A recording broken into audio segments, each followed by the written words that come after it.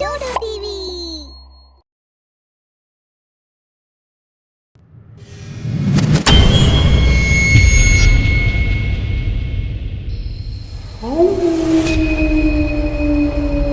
రాఘవ్, సంజయ్ ఇంకా సునిధి తమ మిత్రుడు ఆర్యన్ యొక్క బర్త్డే వేడుకలకి ఊటీ వెళుతున్నారు. అర్ధరాత్రి అయిపోయింది. రాఘవ్ నిర్మానుష్యమైన రోడ్డు మీద నిదానంగా కారుని పోనిస్తున్నాడు. చూడు రాఘవ్, మధ్యరాత్రి అవుతుంది కదా, సో నైట్లో డ్రైవ్ చేయడం అంత సేఫ్ కాదు. ఇక్కడే దగ్గరలో ఏదైనా లాడ్జ్ ఉంటే నువ్వు బుక్ చేసి ఇక్కడే రెస్ట్ తీసుకుని ఉదయం ఆర్యన్ ఇంటికి వెళ్ళిపోవచ్చు. అవును రాఘవ్, ఈ దగ్గరలో దెయ్యం హోటల్ ఒకటి ఉంది కదా, అక్కడ ఆపేసేయ్. అక్కడ సునిధికి ఒక మంచి ఫ్రెండ్ దొరుకుతుంది. సంజయ్, కొంచెం ఆపుతావా? ఇది జోక్ కాదు. మరేంటి సునిధి, ఎంత నిర్మానుష్యంగా ఉంది రోడ్డు. ఇక్కడ భూత ప్రేతాలే తప్ప హోటల్స్ ఏముండవు. సునిధి, సంజయ్ నిజమే చెప్తున్నాడు. నాకు కూడా అనిపించట్లా ఈ దారిలో ఏదైనా హోటల్ ఉంటుంది అని. నువ్వు దిగులు పడకు. నాకు రాత్రంతా కారు తోలడం అలవాటే. మనం వెళుతూ ఉంటే త్వరగానే ఊటీ వెళ్ళిపోతాం. సునిధి, ఒకవేళ రాఘవ్ ఇదే స్పీడ్లో గనక కారు తోలితే మనం ఖచ్చితంగా రేపు రాత్రికల్లా ఊటీకి వెళ్ళిపోతాం. సంజయ్, నువ్వు కూడానా? చూడు, ఎక్కువ స్పీడ్తో కారు డ్రైవ్ చేయడం మంచిది కాదు. ఇప్పుడు నువ్వు నోరు మూసుకొని కూర్చో, జర్నీ ఎంజాయ్ చేయి. అయ్యో దేవుడా, మీరు జర్నీ మజా చేయండి, నేను ఇప్పుడు ఇక్కడ పడుకోవాలంతే. సునిధి, ఏం చేస్తున్నావు నువ్వు? ఇలా నువ్వు నా పక్కన కూర్చొని నిద్రపోతే నాకు కూడా నిద్ర వస్తుంది. అలాగే యాక్సిడెంట్లు అవుతాయి.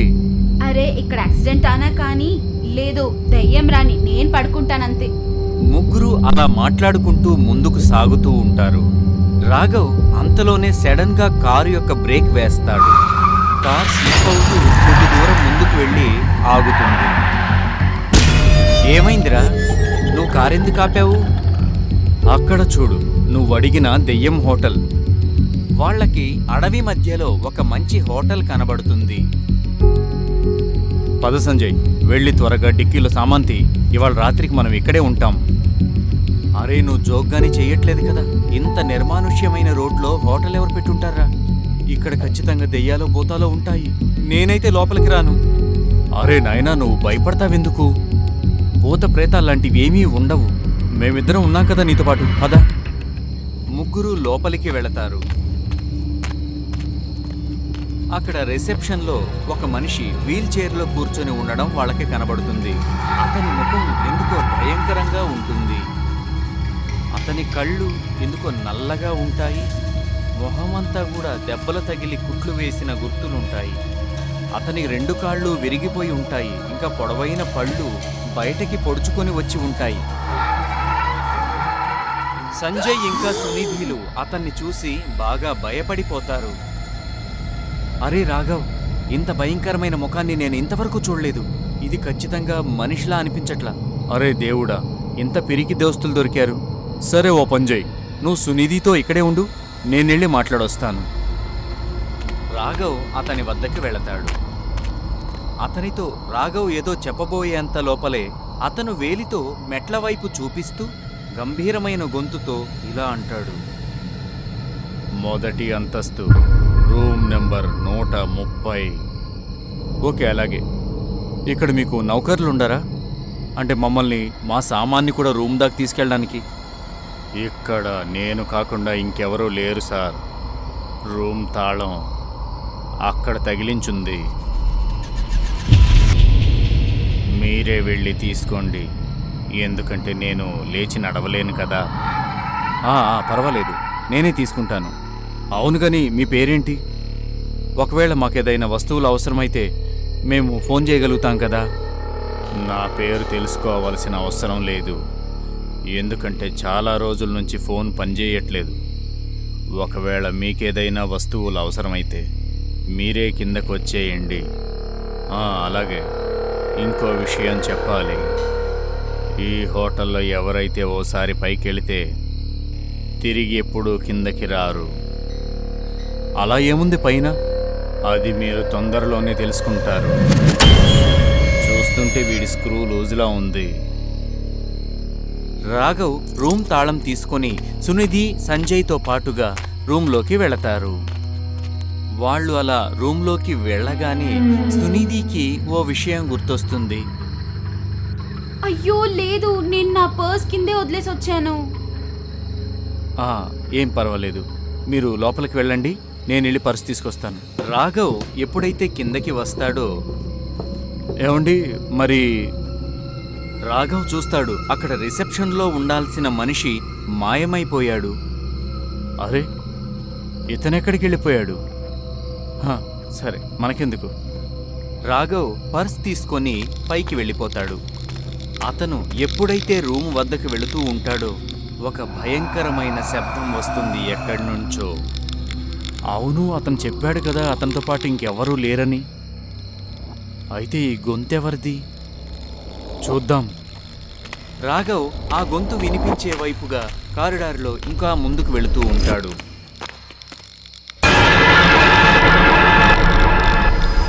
రాఘవ్ భయంతో అక్కడే ఆగిపోతాడు. అప్పుడే ఒక భయంకరమైన రాక్షసుడు తన 2 కాళ్లను నరికివేయబడి ఉన్నాయి. తన చేతుల యొక్క బలంతో నడుస్తూ వేగంగా రాఘవ్ వైపుకి వస్తున్నాడు. రాఘవ్ భయంతో పారిపోవడానికి ప్రయత్నిస్తాడు, కానీ అతడు అక్కడి నుండి పారిపోలేకపోతాడు. ఆ రాక్షసుడు రాఘవ్ యొక్క మెడను పట్టుకొని తన పొడవైన పళ్లతో కొరికి రాఘవ్ యొక్క తలను వేరు చేసి పడేస్తాడు. హోటలంతా రాఘవ్ యొక్క అరుపులతో దద్దరిల్లిపోతుంది. ఆ కేకలు విని సంజయ్ ఇంకా సునిధి భయపడిపోతారు. సంజయ్, అది అది ఎవరు అరుస్తున్నది? నాకు చాలా భయమేస్తుంది. తెలియదు సునిధి, కానీ ఇక్కడ ఏదో తేడాగా ఉంది. రాఘవ్ కూడా ఇంకా రాలేదు. నేనెళ్ళి చూసొస్తాను. నువ్వు తలుపులు వేసుకునుండు. ఇంకా నేనొచ్చే వరకు తలుపులు అస్సలు తీయకు. సంజయ్ రూమ్లో నుండి బయటికి వస్తాడు. అప్పుడు అతను చూస్తాడు ఆ కారిడార్ అంతా ఎదురుగా ప్రతి చోట రక్తం, ఇంకా పెద్ద పెద్ద రక్తపు పాదాల గుర్తులు కారిడార్లో ముందుకు సాగుతున్నాయి. అది చూసి సంజయ్కి చెమటలు పట్టేస్తాయి. సంజయ్ భయపడుతూనే ఆ రక్తపు అడుగుల గుర్తులు వెళ్ళిన వైపు వెళతాడు. ఆ పాదాల గుర్తులు ఒక రూమ్ దగ్గరకు వెళ్ళి ఆగిపోతాయి. సంజయ్ ఆ గది బయట దాక్కుని చూస్తాడు. గదిలో ఒకవైపు రాఘవ్ యొక్క తల తెగిపడి ఉంటుంది. ఇక మరొక వైపు ఆ భయంకర రాక్షసుడు రాఘవ్ శరీరాన్ని తింటూ ఉంటాడు. సంజయ్ వెంటనే అక్కడి నుండి పరిగెడతాడు. సునిధి, సునిధి, త్వరగా తలుపులు తీ. ఇక్కడి నుండి వెంటనే వెళ్ళిపోవాలి, లేకుంటే ఆ రాక్షసి మనల్ని వదలదు. సునిధి తలుపులు తెరుస్తుంది. అక్కడ ఉన్న రక్తపు మరకలు చూసి భయపడిపోతుంది. ఇద్దరు పారిపోసాగారు. అప్పుడే ఎదురు నుండి రాక్షసుడు వచ్చి ఉంటాడు. రాక్షసుడు తన చేతుల సహాయంతో నడుస్తూ వేగంగా వచ్చి సంజయ్ మీద దాడి చేస్తాడు. సునిధి, పారిపో ఇక్కడి నుంచి. నా గురించి ఆలోచించద్దు, పారిపో. రాక్షసుడు సంజయ్ని ఈడ్చుకుంటూ తనతో పాటు తీసుకుని వెళతాడు. సునిధి భయం వల్ల చెమటల్లో దడిచిపోతుంది. తప్పించుకుందామని గ్రౌండ్ ఫ్లోర్ వైపుకు వెళ్ళడానికి చూస్తుంది. ఆమె అక్కడి నుండి బయటికి పోవడానికి ప్రయత్నిస్తుంది, కానీ హోటల్ యొక్క అన్ని తలుపులు మూసి ఉంటాయి. సునిధి సహాయం కోసం కేకలు వేస్తుంది, కానీ అక్కడ ఆమెకు సహాయం చేయడానికి ఎవ్వరూ లేరు. సునిధికి అర్థమైపోతుంది తనని కాపాడడానికి ఇక ఏ మార్గమూ లేదు అని. అందువల్ల ఆమె ఒక మూలకి కూర్చొని తన చావు కోసం ఎదురు చూస్తూ ఉంటుంది. చూస్తూ చూస్తూ ఉండగా తెల్లవారిపోతుంది. అప్పుడే ఒక మనిషి బయట నుండి హోటల్ లోపలికి వస్తాడు. అరే, ఏమైంది మేడం? మీరు ఇక్కడేం చేస్తున్నారు? ఎందుకు మీరింత భయపడుతున్నారు?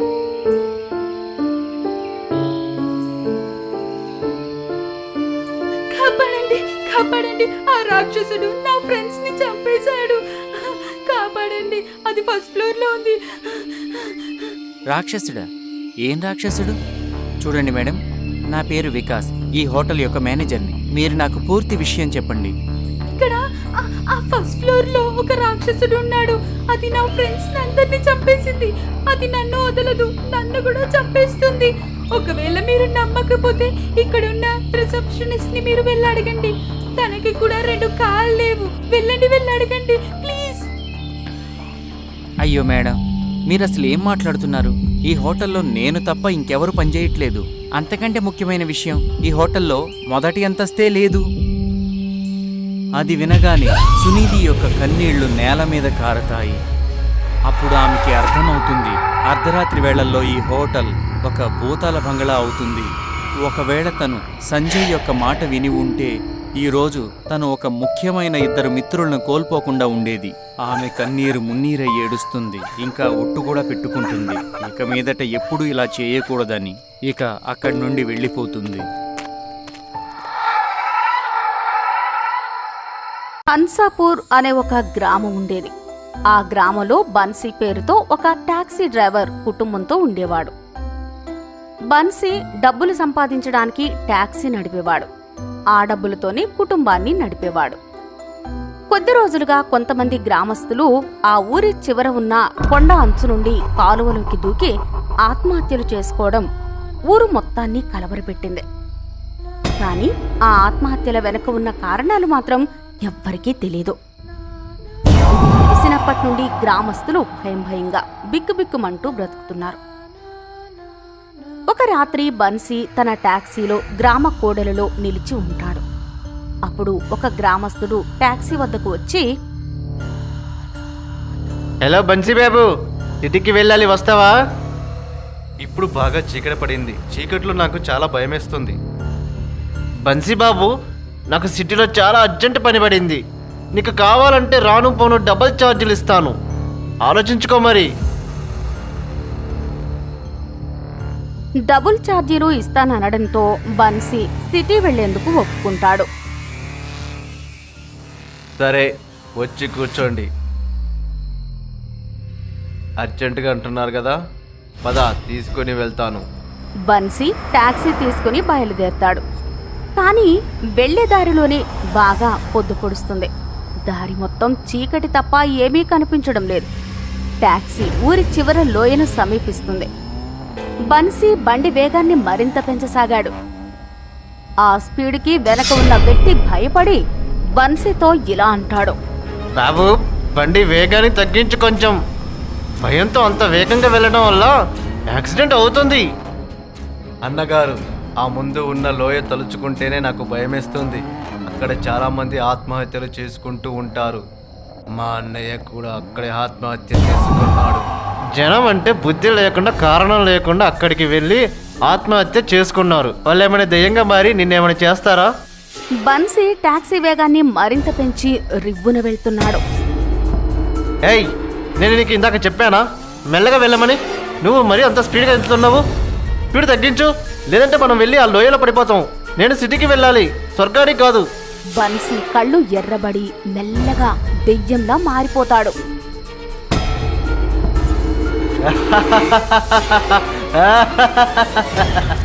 నేను నిన్ను స్వర్గానికి కాదు, నరకానికి పంపిస్తాను. ఎందుకంటే నరకానికి వెళ్ళాల్సిన టాక్సీ వెళ్తూ ఉంది. మరింత వేగంగా వెళ్లి టాక్సీ కొండ అంచును దాటి లోయలో పడిపోతుంది. మరుసటి రోజు ఉదయం తన ఇంట్లో పడుకుని ఉన్న బన్సీ ఉలిక్కిపడి మంచం మీద భయంతో లేచి కూర్చుంటాడు. ఎందుకు బన్సీ అంతగా భయపడ్డావ్? ఏదో పీడకల వచ్చి ఉంటుంది.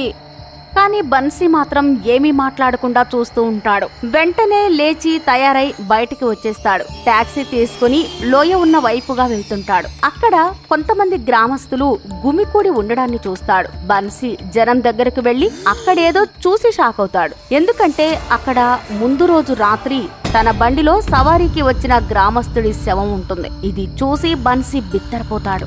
దాంతో తొందరగా ఇంటికి చేరుకుని తన తల్లితో ఇదే విషయాన్ని చెబుతూ, అమ్మా, ఈరోజు కూడా లోయ దగ్గర గ్రామస్తుడి శవం ఒకటి పడి ఉంది. నిన్న రాత్రి నా కలలో అదే గ్రామస్తుడిని నేను సిటీకి తీసుకుని వెళ్తున్నాను. టాక్సీ వేగం ఎక్కువైపోయి టాక్సీ నేరుగా లోయలో పడిపోయింది. నాకు అనిపిస్తుంది గ్రామస్తులు ఆత్మహత్యలు చేసుకోవడం లేదు, వాళ్ళని నేనే తీసుకెళ్లి చంపేస్తున్నానేమో అని. కన్నా, అదంతా నీ భ్రమ. నువ్వు ఆ లోయ గురించి ఎక్కువ భయపడుతున్నావు. అందుకే నీకు పీడకలలు వస్తున్నాయి. ఒకవేళ వాళ్లను నువ్వే చంపితే అదే బండిలో ఉన్నా నువ్వెలా బ్రతికావు? పైగా టాక్సీకి కూడా ఏమీ కాలేదు. అదే నాకు అర్థం కావట్లేదమ్మా. ఏది నిజమో ఏది అబద్ధమో.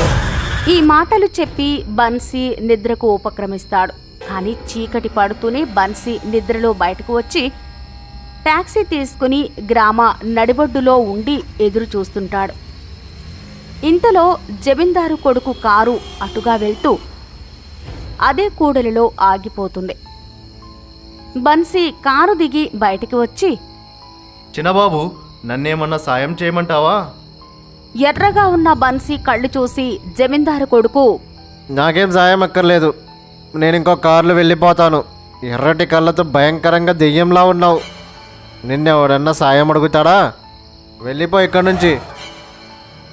జమీందారు కొడుకు ఈ మాటలు చెప్పి అక్కడి నుండి వెళ్తుంటాడు. వెంటనే అది చూసి బన్సీ దెయ్యంలా మారిపోతాడు. ఒక్క ఉదుటున జమీందారు కొడుకును ఎత్తి టాక్సీలో పడేస్తాడు. వేగంగా టాక్సీని తోలుతూ వెళ్లి లోయలోకి టాక్సీతో సహా దుముకుతాడు.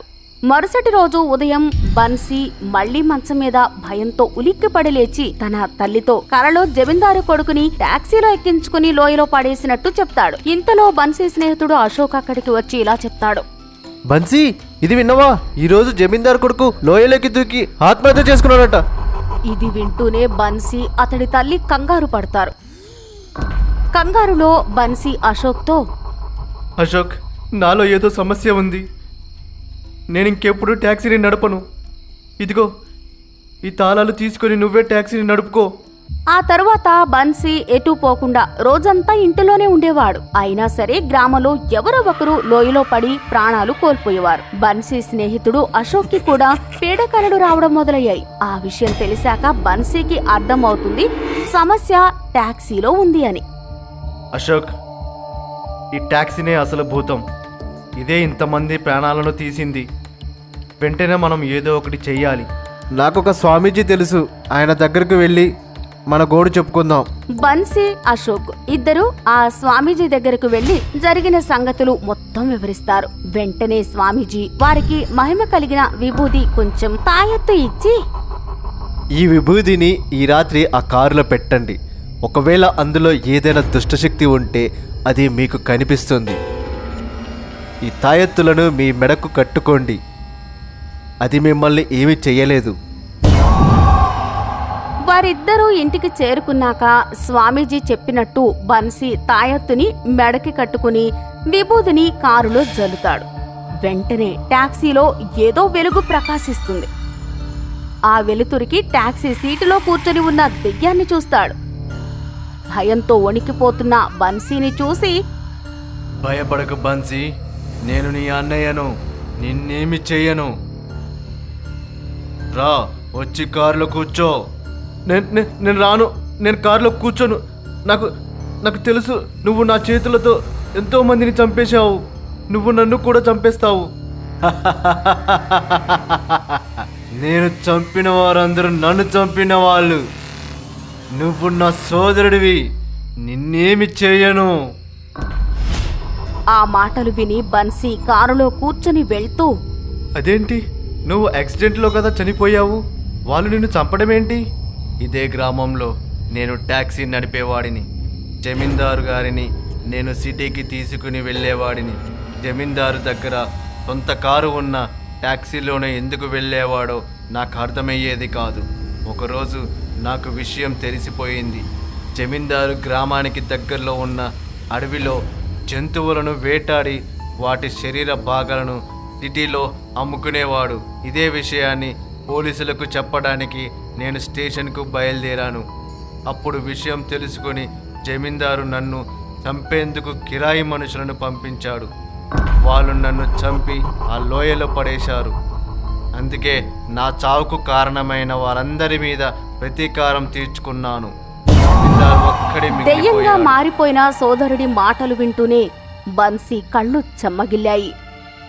అన్నయ్య, ఇక ఆ సంగతి నాకు విడిచిపెట్టు. నీ ప్రతీకారాన్ని నేను తీర్చుకుంటాను. లేదు, నా ప్రతీకారాన్ని నేనే తీర్చుకుంటాను. నువ్వు నీ చేతులకు రక్తం మరకలు అంటించుకోకు. ఆ తరువాతి రోజు బన్సీ జమీందారు ఇంటికి వెళ్లి ఇలా చెప్తాడు. జమీందారు గారు, నిన్న రాత్రి చిన్నబాబు నా కలలోకి వచ్చాడు. మిమ్మల్ని కలవాలని ఉందని చెప్పాడు. అతని ఆఖరి కోరిక ఏదో తీరలేదని చెప్పాడు. వాడి ఆఖరి కోరిక ఏమీ మిగిలిపోయింది? నన్ను ఎక్కడ కలవాలనుకుంటున్నాడు? పదా. ఈరోజు రాత్రి మీరు నా టాక్సీలో నాతో రండి. గొప్ప మహిమ గల ఒక స్వామీజీ ఒకరు ఉన్నారు. ఆయన దగ్గరే మీ కొడుకు ఆత్మ ఉంది. అక్కడ చిన్నబాబుతో మీరు మాట్లాడవచ్చు. జమీందారుకు బన్సీ మాటలపై నమ్మకం కుదరక అక్కడే నిల్చుని ఉండిపోయాడు. బన్సీకి జమీందారు మౌనానికి అర్థాన్ని అర్థం చేసుకున్నాడు. వెంటనే తన జేబులో నుంచి ఒక పసిడి రంగు ఉంగరాన్ని తీస్తాడు. జమీందారు ఆ ఉంగరాన్ని చేతిలోకి తీసుకుని బన్సీ చెప్పేది నిజమని నిర్ధారణకు వస్తాడు. ఎందుకంటే ఆ ఉంగరం జమీందారు కొడుకుది. బన్సీపై నమ్మకం కుదిరిన వెంటనే సరే, వస్తాను. ఆ రోజు సాయంత్రం జమీందారు బన్సీ టాక్సీ ఎక్కుతాడు. బన్సీ తన మెడకు ఉన్న తాయెత్తును పీకి పారేస్తాడు. వెంటనే అతని అన్నయ్య ఆత్మ బన్సీలోకి ప్రవేశిస్తుంది. బండి వేగం మెల్లగా పెరుగుతూ ఉంటుంది. కంగారు పడి జమీందారు బన్సీతో, బన్సీ, బండిని మెల్లగా నడుపు. నేను నా కొడుకు దగ్గరికి వెళ్ళాలి.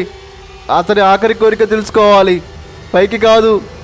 బన్సీ పూర్తిగా దెయ్యంలా మారిపోయి ఇలా అంటాడు, నీ కొడుకుకి నువ్వు బాగా గుర్తొస్తున్నావంట. అందుకే నిన్ను తన దగ్గరకు పంపించమని అడిగాడు. అదే వాడి ఆఖరి కోరిక.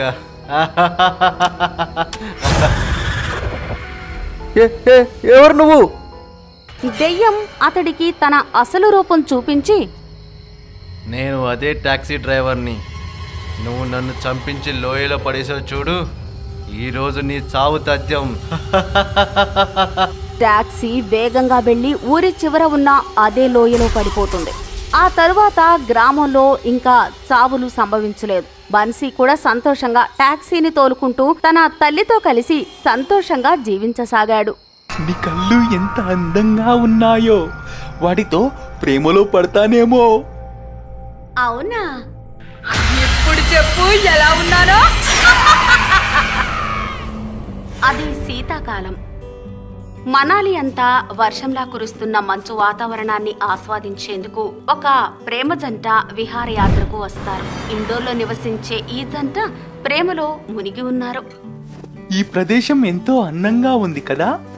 పోనీలే, ఇప్పటికైనా సమయం కుదిరింది ఇప్పుడు నాతో గడపడానికి. వాళ్ళిద్దరూ ఆ వాతావరణాన్ని ఎంతో ఆస్వాదిస్తారు, చిన్నపిల్లల్లాగా. నేను బాగా అలిసిపోయాను, ఇంకా రూమ్కి వెళ్దాం. నాకు కూడా బాగా ఆకలి వేస్తుంది, వెళ్దాం పోదా. ఇద్దరూ హోటల్కి వస్తారు. లిఫ్ట్లో ఒక అందమైన అమ్మాయి ఉంటుంది. ఆ అమ్మాయిని రాహుల్, సిమ్రన్ ఇద్దరూ చూస్తూ ఉంటారు. ఇద్దరూ కలిసి వారి రూమ్కు వస్తారు. లిఫ్ట్ లో అమ్మాయి చాలా అందంగా ఉంది కదా. అవును, నీకు అవకాశం దొరికితే చాలు. నాకు ఆ అమ్మాయిని చూస్తుంటే ఎవరు గుర్తొస్తున్నారు? ఎవరు గుర్తుకొస్తున్నారు? సిమ్రన్ అద్దం ముందు కూర్చొని మేకప్ చేసుకుంటూ, ఒక అందమైన అమ్మాయి. కొన్ని సంవత్సరాల క్రితం గంగానది ఒడ్డున ఒక ఊరు ఉండేది. అక్కడే నా చిన్నతనం గడిచింది. అదే ఊర్లో విక్కీ అనే వ్యక్తి ఉండేవాడు. నాకు ఇంకా పెళ్లి కాలేదు, జీవితాంతం ఇలా ఒంటరిగా ఉండాల్సి వస్తుందేమో. నువ్వు ఏమి బాధపడకు, నేను ఉన్నాను కదా. నువ్వు ఏమి చేస్తావు? నువ్వు నా గర్ల్ ఫ్రెండ్ గా ఉంటావా ఏంటి? చీచి, ఇలా చూడు, నా దగ్గర ఓ మొబైల్ యాప్ ఉంది. ఇది డౌన్లోడ్ చేసుకో. అందులో నీకు ఓ మంచి అమ్మాయి దొరుకుతుంది. స్నేహితుడు మాట విని విక్కీ యాప్ డౌన్లోడ్ చేసుకుంటాడు. 2-3 రోజులకి ఒక అందమైన అమ్మాయితో మ్యాచ్ దొరుకుతుంది. సోదరా, నాకు మ్యాచ్ కుదిరింది. తనతో చాలాసేపు మాట్లాడాను కూడా. రేపే ఆ అమ్మాయిని కలిసేందుకు ఏర్పాట్లు కూడా చేశాను. శాబాష్ మిత్రమా, ఇప్పుడు నువ్వు కూడా కమిటెడ్ క్లబ్లో చేరిపోయావు పో. విక్కీ ఎంతో ఉత్సాహంగా ఉన్నాడు ఆ అమ్మాయిని కలిసేందుకు. కొద్దిసేపు మాట్లాడిన తర్వాత ఇద్దరూ కలిసి భోజనం చేశారు.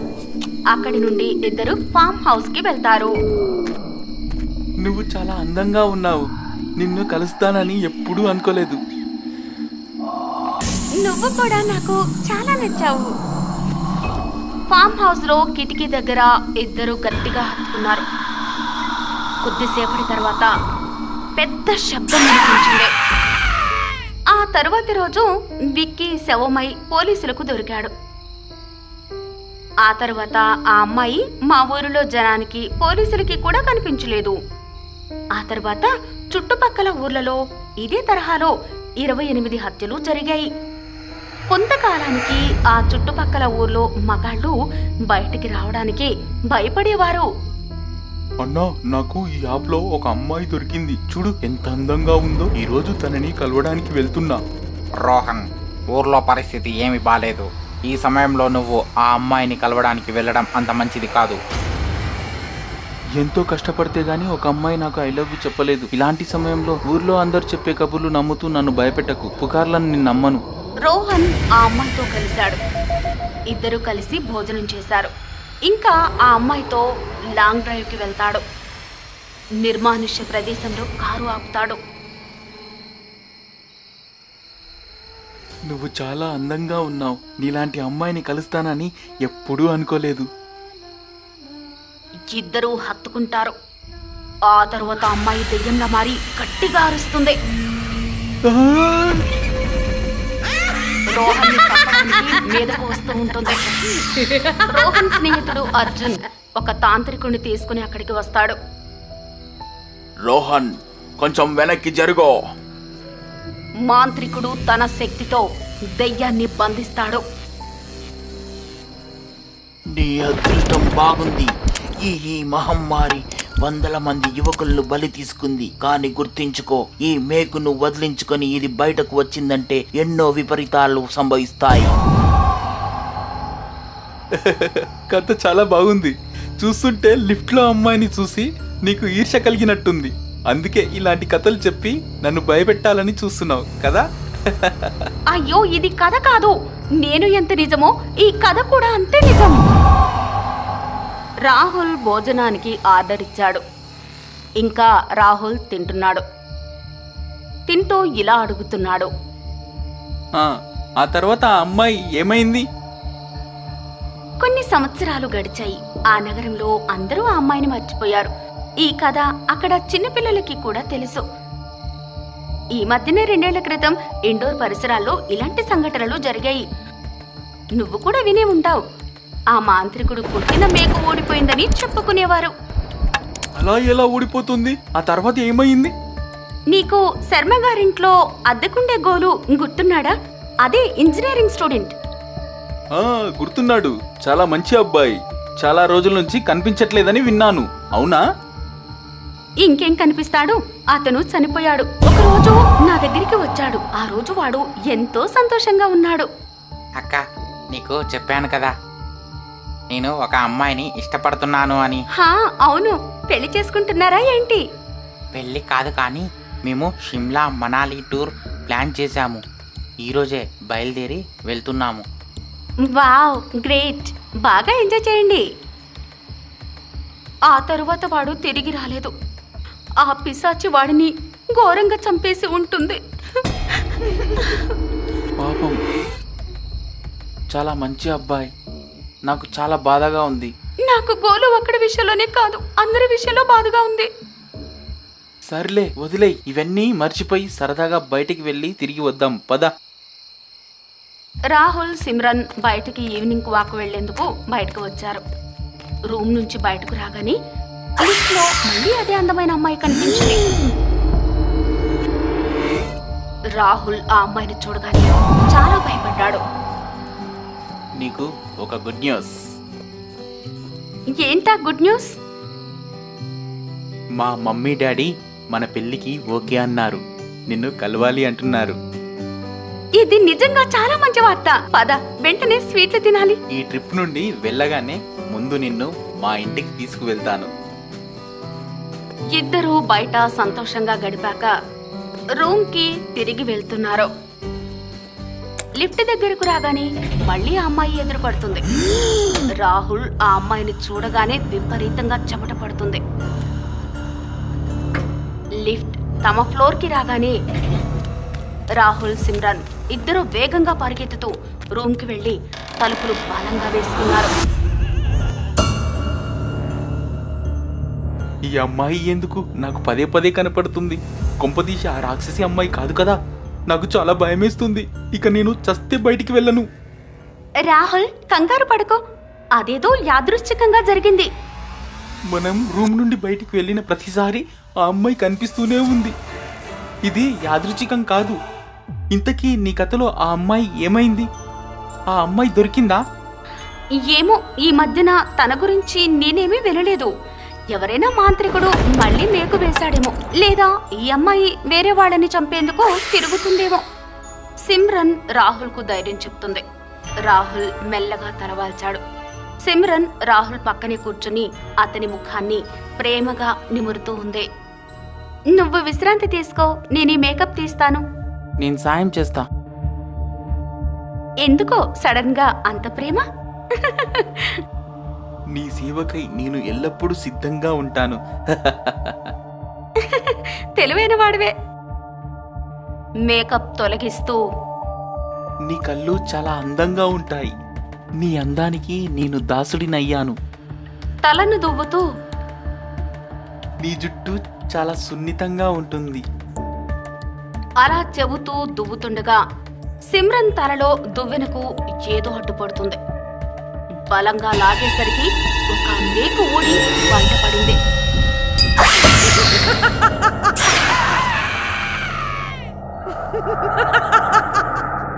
అది మళ్ళీ తిరిగి వచ్చింది.